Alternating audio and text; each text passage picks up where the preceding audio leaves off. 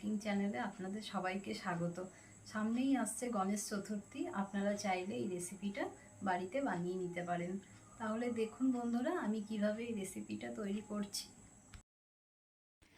আমি এখানে 2 kilo red cow দুধ নিয়েছি, তারপর 150 গ্রাম চিনি নিয়েছি, 50 গ্রাম মিল্ক পাউডার নিয়েছি, একটা ছোট কেসার বা জাফরানের প্যাকেট নিয়েছি, কিছু আলমন্ড বাদাম নিয়েছি, কাজু বাদাম নিয়েছি আর লেমন জুস নিয়েছি।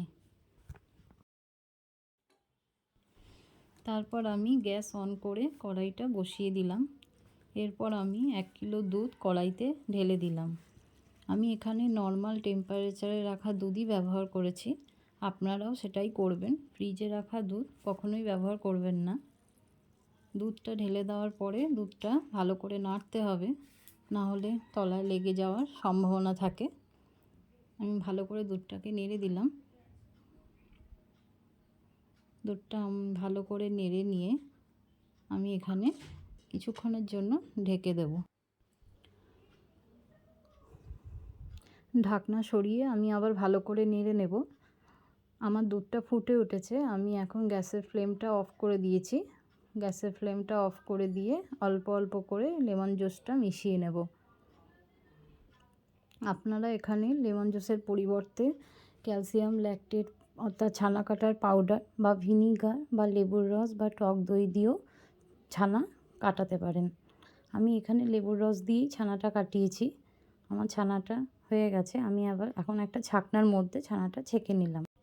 আপনারা চাইলে এখানে সুতির কাপড়ের মধ্যেও ছানাটা ছেঁকে নিতে পারেন। যেহেতু আমি ছানার পায়েস বানাবো, তাই আমি ছাকনাতেই ছানাটা ছেঁকে নিয়েছি।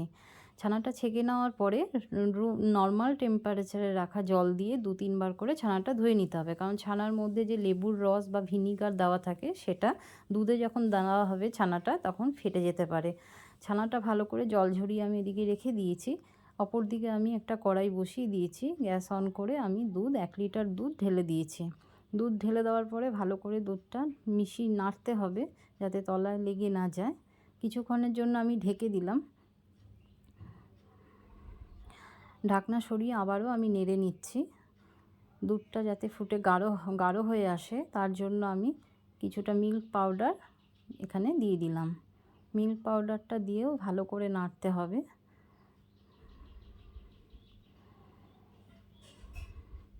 ভালো করে মিল্ক পাউডারটা দুধে মিশিয়ে নিচ্ছি। দুধটা আমার ফুটে অনেকটা গাঢ় হয়ে এসেছে। এখানে আমি 1 পিঞ্চ কেসার বা জাফরান দিয়ে দিলাম। আপনারা কেসার বা জাফরান না থাকলে এলাচ গুঁড়োও এখানে দিতে পারেন। এখানে আমি আলমন্ড বাদাম, কাজু বাদাম চপ করে রেখেছি।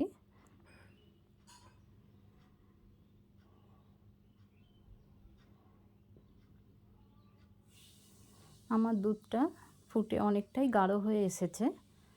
আমি এখন এখানে চিনি দিয়ে দিলাম দুধের মধ্যে। আপনারা আপনাদের পরিমাণ মতন, যেরকম মিষ্টি খান সেই পরিমাণ মতনই চিনি দেবেন।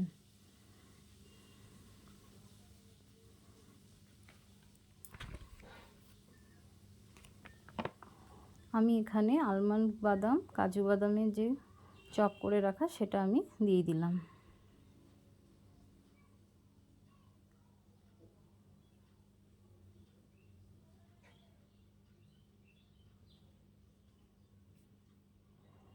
ভালো করে নেড়ে নিচ্ছি। অপরদিকে আমি যে ছাকনার মধ্যে জল ঝরাতে ছানাটা রেখে দিয়েছি, সেই ছানাটা আমি একটা কাচের বাউলের মধ্যে নিয়ে নিলাম।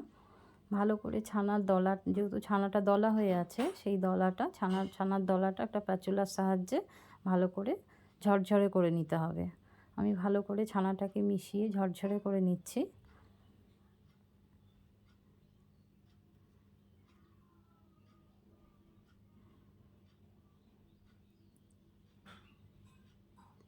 ছানাটা আমার ঝরঝরে হয়ে গেছে। এখন আমি এই ছানাটা দুধের মধ্যে মিশিয়ে দেবো।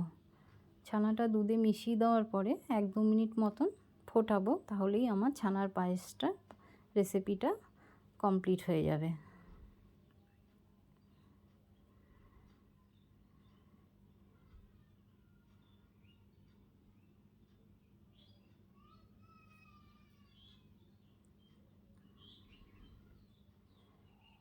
ছানাটা সবটা দিয়ে আমি দুধের মধ্যে ভালো করে মিশিয়ে ভালো করে নেড়ে নেব।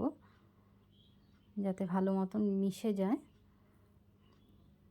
ছানার পায়েস, এই ছানার পায়েসটা আমার যখন রেডি হয়ে যাবে তখন ঠান্ডা হয়ে যাওয়ার পর ছানার পায়েসটা আরও গাঢ় হয়ে যাবে। এই ছানার পায়েসের এই রেসিপিটা খেতে খুবই ভালো হয়, খুবই সুস্বাদু হয় বন্ধুরা। আমার আজকের এই সহজ পদ্ধতিতে ছানার পায়েসের রেসিপি আশা করি আপনাদের ভালো লাগলো। ভালো লাগলে আপনারা বাড়িতে চটজলদি এই রেসিপিটা অবশ্যই বানিয়ে নিন আর আমাকে জানান আপনাদের ছানার পায়েসের রেসিপিটা কেমন লাগলো। আমার চ্যানেলটা সাবস্ক্রাইব করার অনুরোধ রইল। তার পাশে থাকা বেল আইকনটি অবশ্যই প্রেস করে দেবেন, কারণ আমি যখনই নতুন রেসিপি শেয়ার করব নোটিফিকেশান আপনাদের কাছে পৌঁছে যাবে। আজকের মতো এই পর্যন্তই, আবার আসবো নতুন একটা রেসিপি নিয়ে। ভালো থাকবেন, সুস্থ থাকবেন, ধন্যবাদ।